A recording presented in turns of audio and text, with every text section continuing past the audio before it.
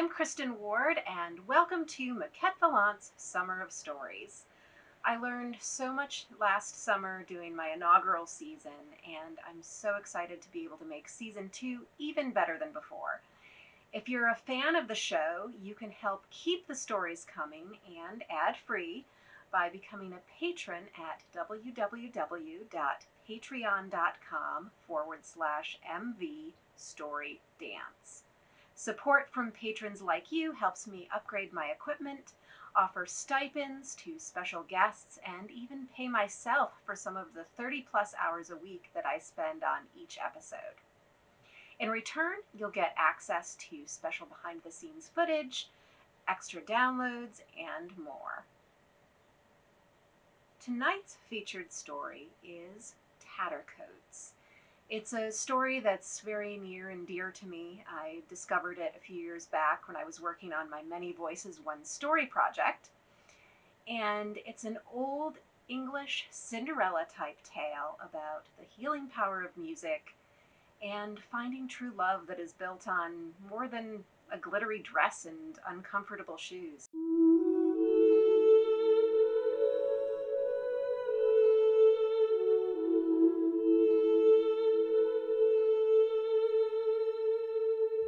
A long time ago, in a merchant's house by the sea lived a girl named Alvina. From the outside, the house was idyllic, with the sea on one side and plenty of green fields on the other. But inside, the house was filled with sorrow, for just as Alvina was born, her mother had died, and her father fell into an inconsolable grief. His voyages to sell and trade his wares grew further and further apart, as he spent more of his time at his window gazing out at the sea, a monumental statue to times gone by. The less the merchant traveled, the more the household was forced to give up, and the servants grew bitter as many of them were forced to seek work elsewhere. Only an old nurse was kind to Alvina, saving her bread and scraps, giving her old petticoats to wear. She became known to the townspeople as Tattercoats, and as she grew, Alvina began to take on the work of the depleted staff, spending her days scrubbing the pots and washing the linens, taking breaks from her work to visit an old goose herd in the field. Understanding his isolation more than any, she would share what little bread and cheese she had with him, and in return, he would play the most beautiful music on his flute for her, and she would dance. She would dance through her hunger, she would dance through the cold, and pretty soon she would find herself dancing joyfully, with only the noisy geese for partners. As Alvina reached womanhood, the king announced that he would be traveling to a nearby town. He was getting older and feared his son would not find a bride. Princess after princess had been brought to meet the young man, but they had all been turned away. Some were haughty and shallow, some too delicate. Still others seemed to care only for themselves, glancing more at their own reflections than they did at the prince. If I am to choose a bride who would one day be queen, he pleaded, shouldn't her character be more important than her wealth? And so, the king invited all of the people of the kingdom to a grand ball, hoping of all the single women in attendance, the prince might favor one. Alvina had never before been invited to anything in her life, and the news of the ball filled her with hope. If she could only go and dance among others in the kingdom, who did not know her only as Tattercoats, perhaps she could find a friend there, or at least forget herself for a while. Certain no one would let her into the palace in rags, Alvina begged to borrow a dress to go and see the king. But the nurse had nothing left for her. Filled with sorrow and shame, she ran to her friend the gooseherd, who had become like a grandfather to her. Upon hearing her troubles, he wiped away her tears and picked up his flute. Then he winked at her and said, with the right music, Even an old man like me might be able to dance all the way to the palace. He played the merriest tune Elvina had ever heard, and she could not help but dance. She danced through her sorrow, she danced through her shame, and pretty soon her heart was filled with strength and joy as she and the goose herd went skipping down the road towards the town, with the geese before them and her tattered dress all but forgotten. Before Elvina and her friend had gone far, a handsome young man in princely attire rode up on his horse and greeted them, asking the way to where the king was staying. When he found that they were headed in the same direction, he decided to get off of his horse and walk with them a while. The goose herd smiled and played a new tune, soft and low and sweet, and the stranger and Elvina began to talk. They talked of their lives, they talked of their dreams, and pretty soon the young man was blinded to Elvina's bare feet and tattered dress, noticing instead her lovely smile, her wit, and the graceful way she moved. As they traveled and talked, he began to fall in love with the woman beyond her looks. But even as he professed his love to her, she knew from his attire and their talk that he was the prince himself. And so she admonished him, "Don't make fun of poor Tattercoats. The whole kingdom is coming to see you. You should have a lady for your queen, not a goose girl." But the more she refused him, the sweeter the pipe played. To prove his intentions and his love, the handsome young stranger invited Elvina and her friend to the royal ball, where he would welcome her just as she was, and announce to all who gathered that she was the only one he wanted to dance with. Elvina did not want to go, for even though she in turn cared very much for the young man, she thought for certain all the court would laugh at her.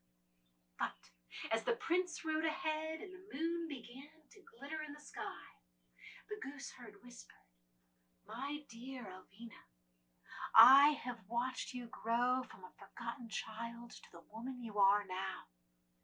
I have seen your compassion even when others did not offer it to you. I have seen you ragged and tired and cold, and yet come to me and dance. The music I gave you was my power, but the magic it brought you was your own. If you truly love this young man, then see yourself as he sees you. It is time to look beyond your own tatters and know that you are worthy of the love that is offered." He raised his flute again to his lips, and as he played a tune of courage, Elvina knew that he was right. She danced through her doubts, she danced through her fears, and pretty soon she found that she had not only arrived at the grand doors where the ball was held, but had flung them open without hesitation. The lords and ladies of the court were aghast as the cloud of white feathers and silvery music burst into the hall. But true to his word, the prince rose from his place beside the king.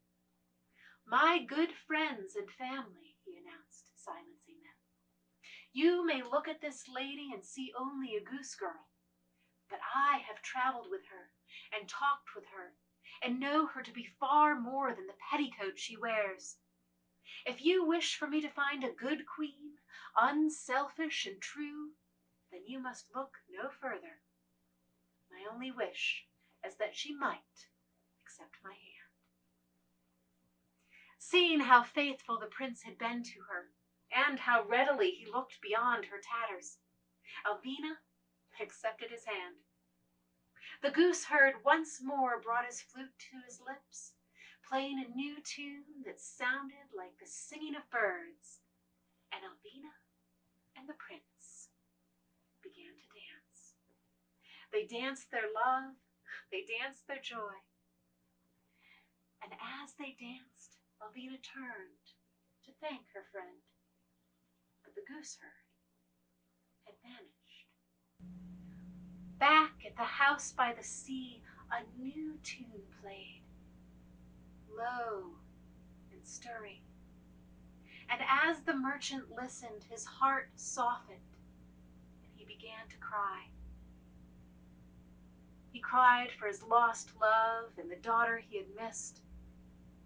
After a while, he dried his tears. He called for the few servants that were left to trim his beard and bring him water to wash with and clean clothes to wear. And so it was that on her wedding day, Alvina's father arrived at the palace to find her rags transformed into a glimmering satin gown, with jewels at her throat and a golden crown on her head.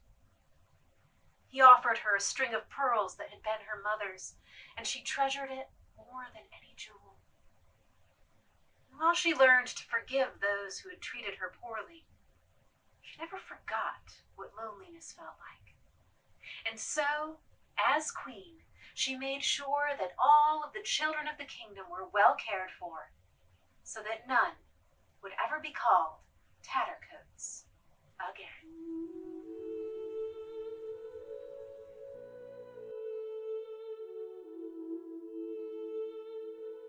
In the story of Tattercoats, Alvina dances when she is feeling sad or tired or vulnerable, and it really helps her work through her emotions and feel better.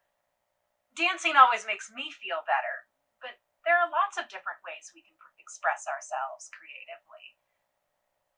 Do you go for walks in nature? Bang on a drum? Write or draw in a journal? Tell us about it in the comments below, or post on Facebook or Instagram with #MV Summer of Stories. To further explore how music can help us tell stories and work through emotions, I called on Pittsburgh-based musician, educator, and community facilitator Zoe Sorrell. Through her flute, Zoe expresses crises of social and environmental justice and reimagines collective liberation. Zoe is also a yoga teacher, amateur gardener, avid reader, passionate lover of animals, and frequent taker of naps. Hi, Zoe. How are you today? Doing well. How about you? I'm doing pretty good. So, how long have you been playing the flute and what got you into it? So I actually started on the piano when I was 5 years old and really loved that right from the get-go. I added the flute when I was 9 or 10 because I had the unromantic way that so many of us come to our instrument. I had, a cousin who happened to have a flute. They weren't playing anymore. It got passed down to me. And I always found something very romantic about the idea of spending the currency of air to make music, or like weaving my actual oxygen, my life-giving oxygen, to create music. And I still find that like a really magical embodiment of music making, and one of my favorite parts of being a flute player. Neat. And having seen you, I know you use air in very different ways than I would think of as flute. Like I've seen you do like percussion almost with it, and I'll definitely link to your YouTube channel so people can check it out. So I tell stories mostly through spoken word, but I know you've worked on projects and offer workshops about storytelling through music. Can you tell us a little bit about it? Absolutely. So I know it's cliche to say that music is another language, but it really is. And in fact, in my opinion, I think it's many languages. When we hear people say, I really don't connect with this genre, or this type of music doesn't land on me, I think that's great. That's okay for you. But of course it doesn't if you haven't learned how to speak that particular language of music.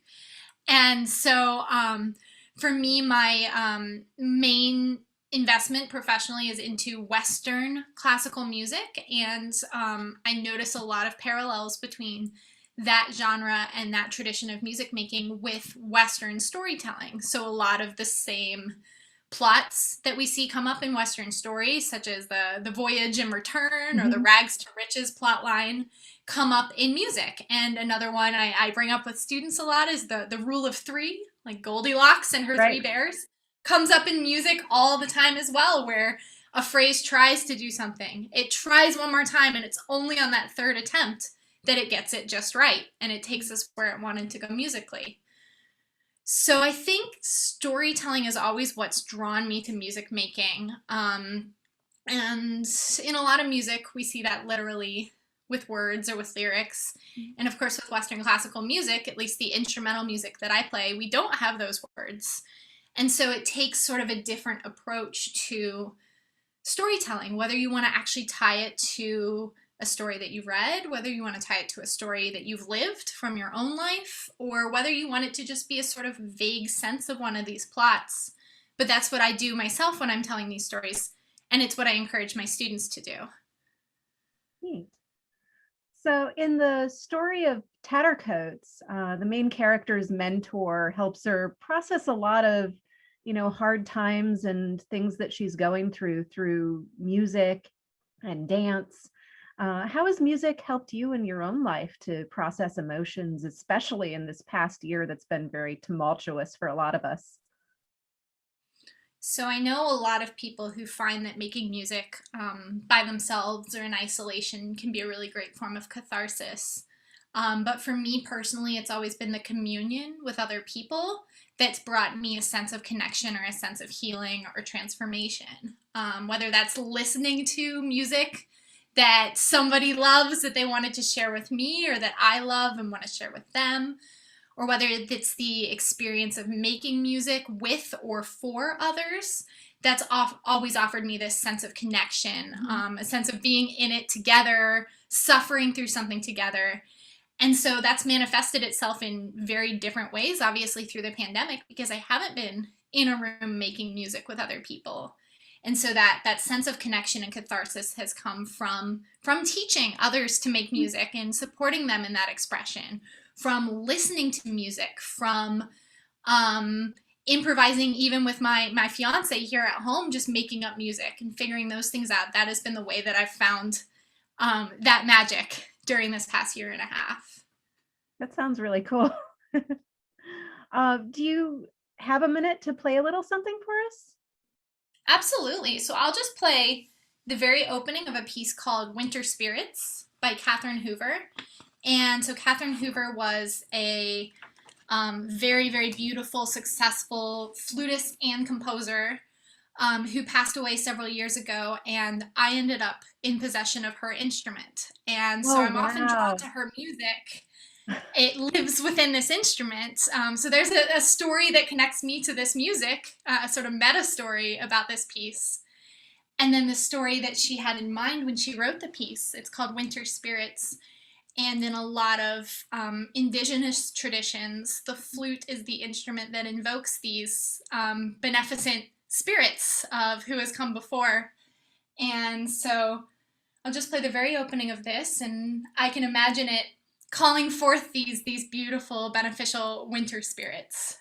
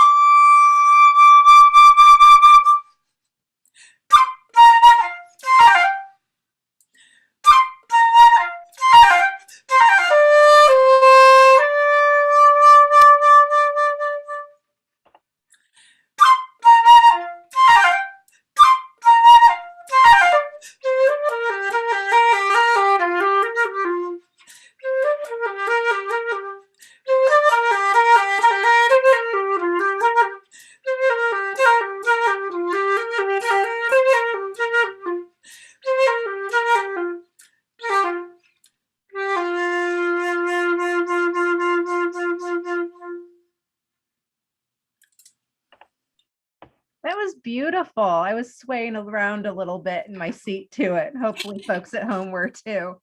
Yeah, thank you. So how can people find you if they want to know more or sign up for one of your workshops or classes? Absolutely. Yeah. So www.zoe, sorrell.com has links to some of my YouTube videos, to some of the work that I'm involved in right now. Well, thank you so much for taking time with me. I appreciate it. Thank you so much. And thank you for watching. If you enjoy the show, please like, share, or subscribe below. You can also help keep the stories coming by joining us at patreon.com/MV Storydance. I'll see you next week for episode 2. In the meantime, you can catch episodes from last season right here.